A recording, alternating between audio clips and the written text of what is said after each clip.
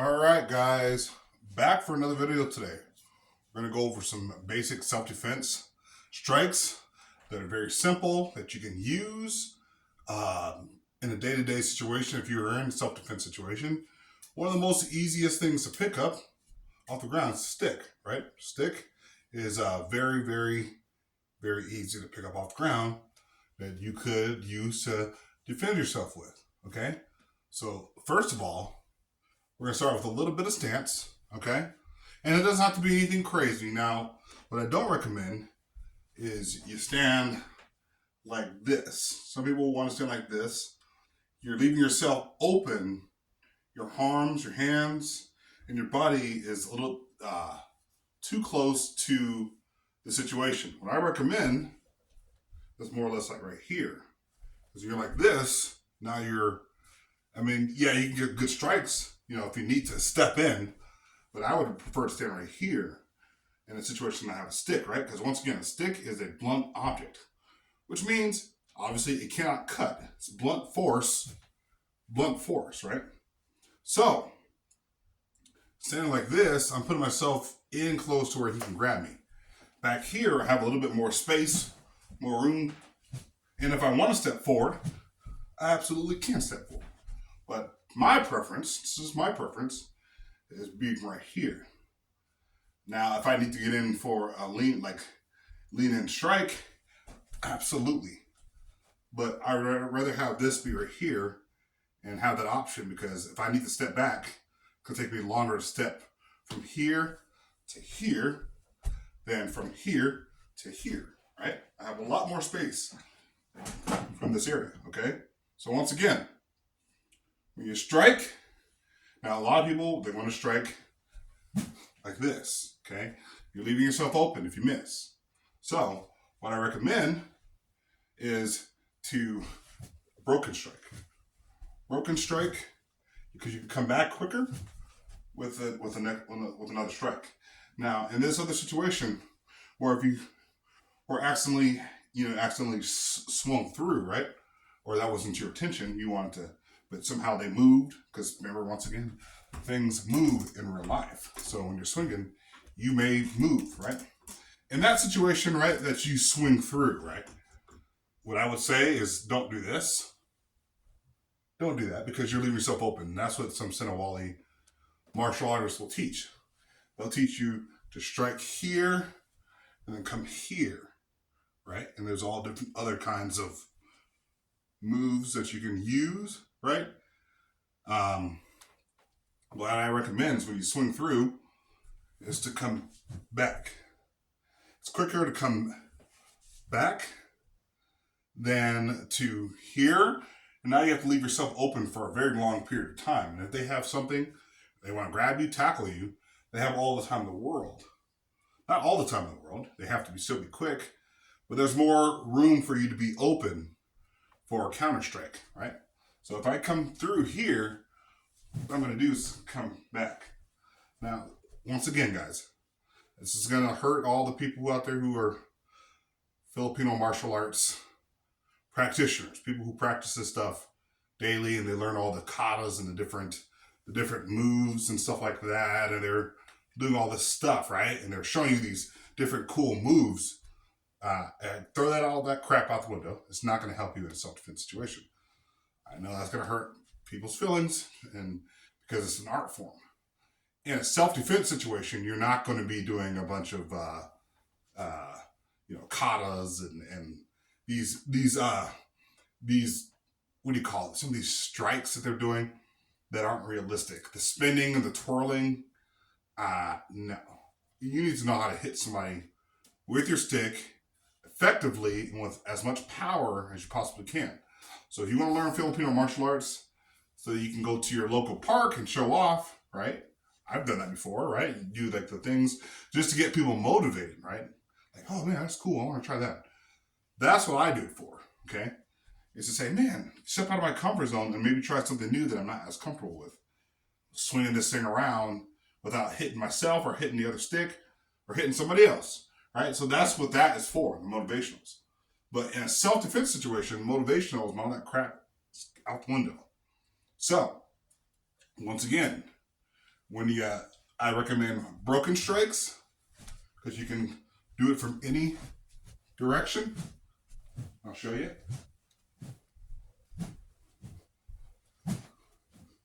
Right? So it's really simple, guys.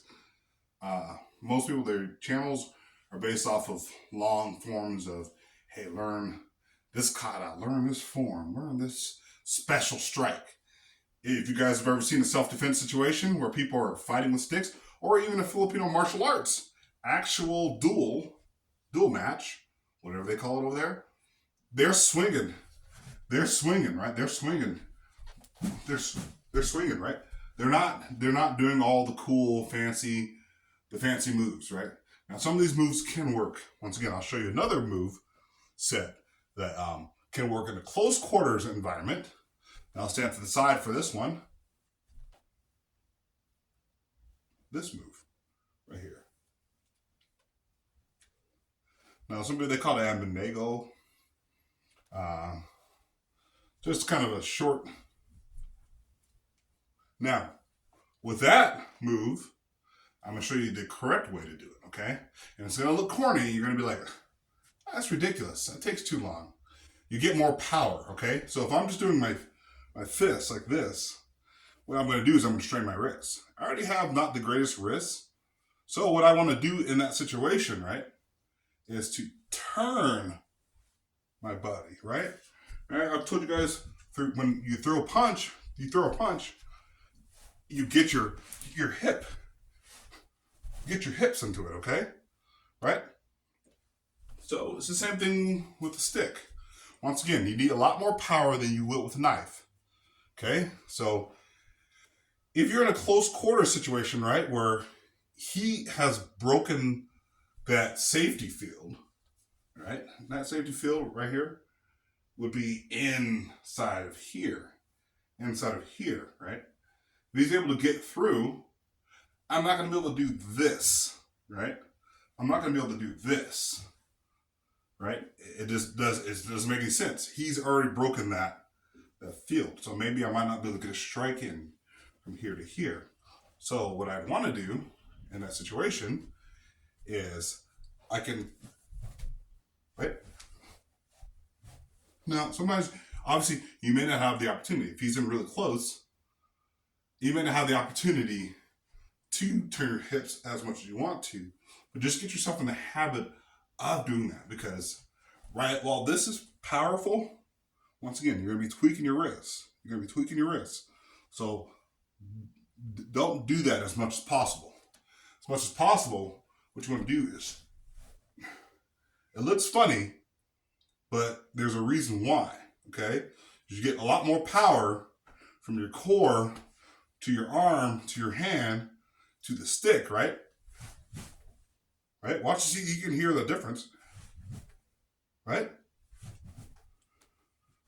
Now from the side, you obviously can't use your core as much as you would from right here, right?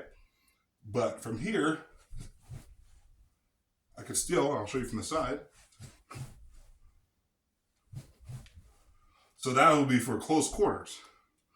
The close quarter situation where I don't have a lot of time, right? And he's coming at me.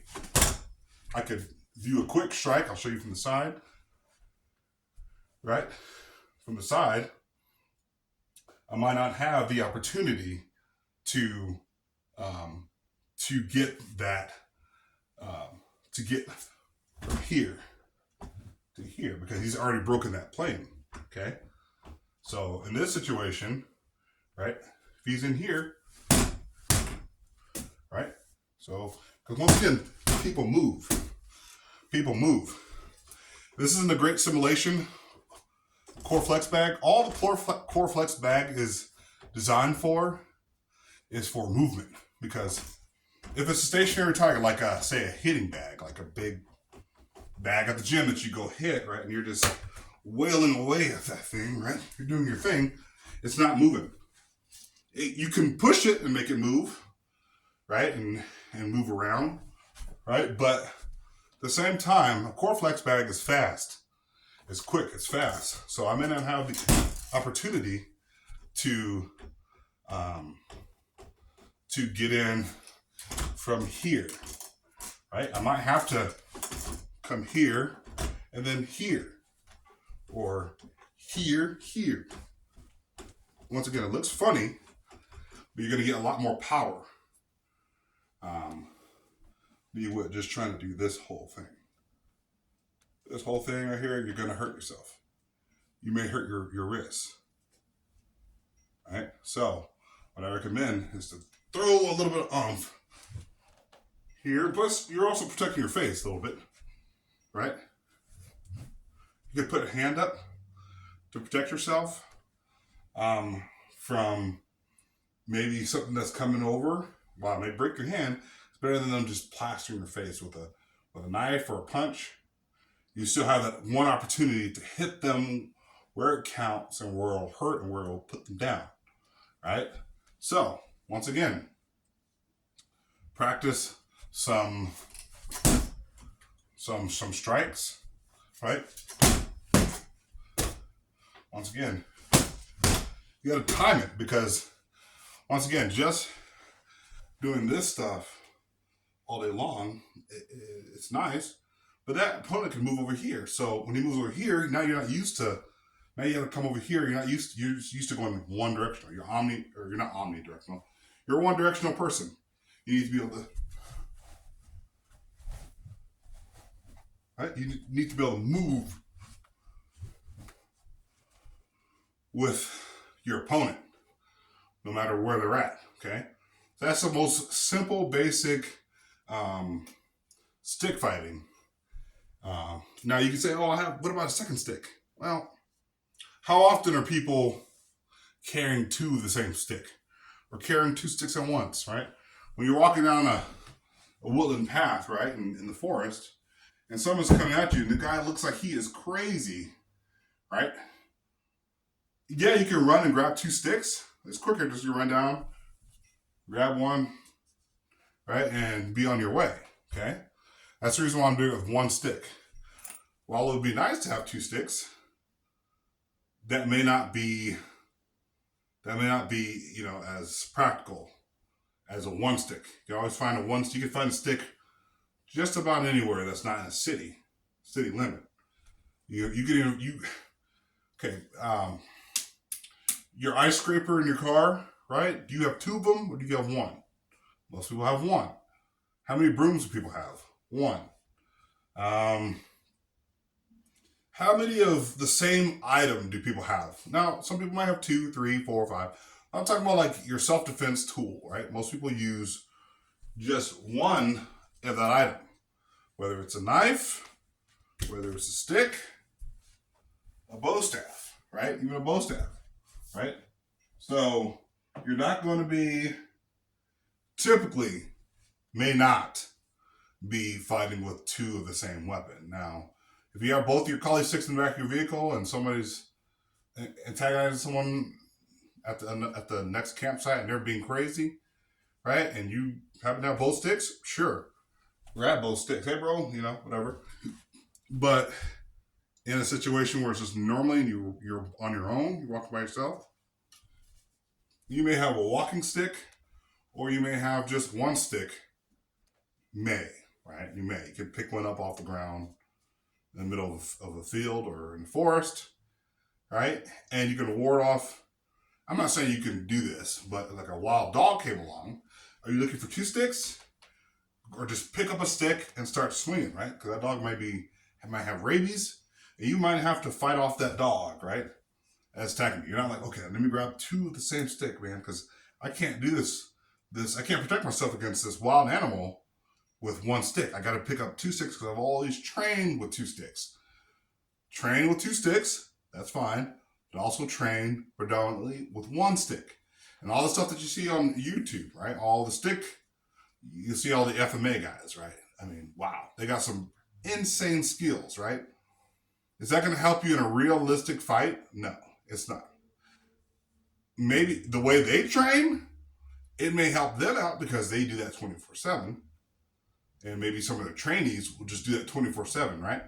But you're goading yourself into a false sense of I can disarm somebody with my stick, or I can do some fancy disarm a guy with his knife, right? Like, no, not in real life, okay?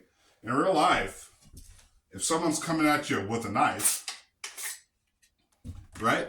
They're not going to be trained, probably, right? They're not going to be trained. So your perfection of martial arts, right? Your perfection of a certain form or certain kata, right? Right?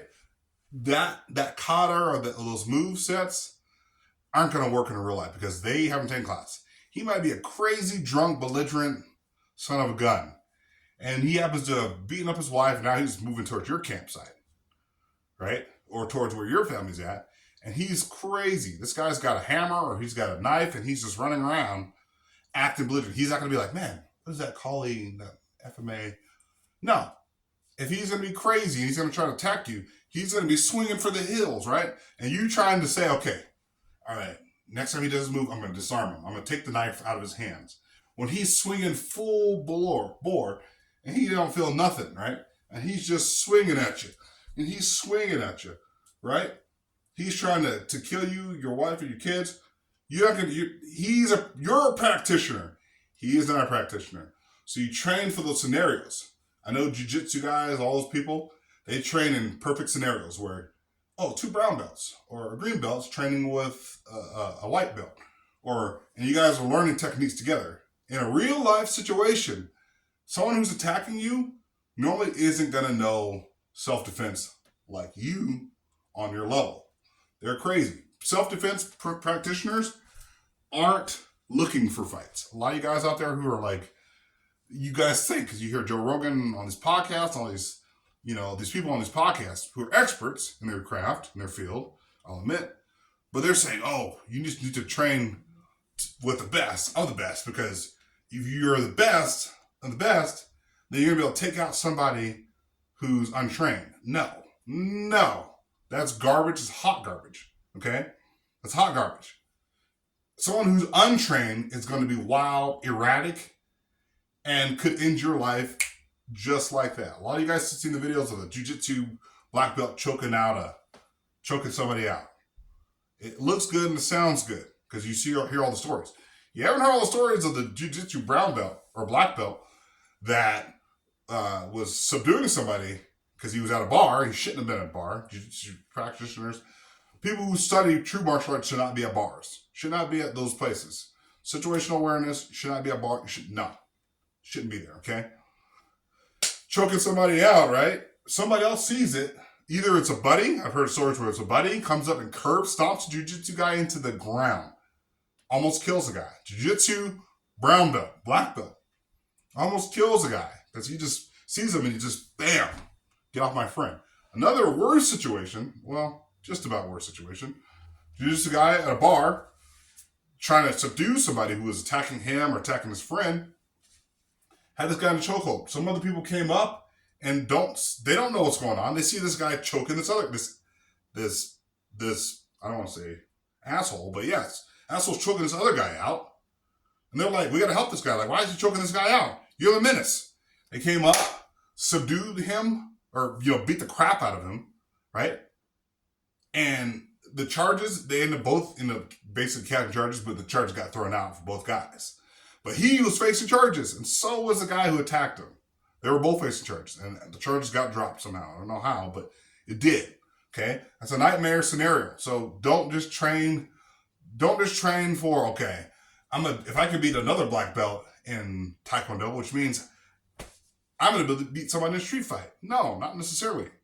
You don't know if that person's got a broken bottle, a knife. You don't know. You haven't trained for that, right? Jiu-jitsu guys don't train to stand up and fight with somebody. They train to lay on the ground and roll around with you. That's helpful in that situation, but fights always start standing up. And if that guy's got a bottle, sure, you might be able to get him to the ground, but he might just gash you in the back.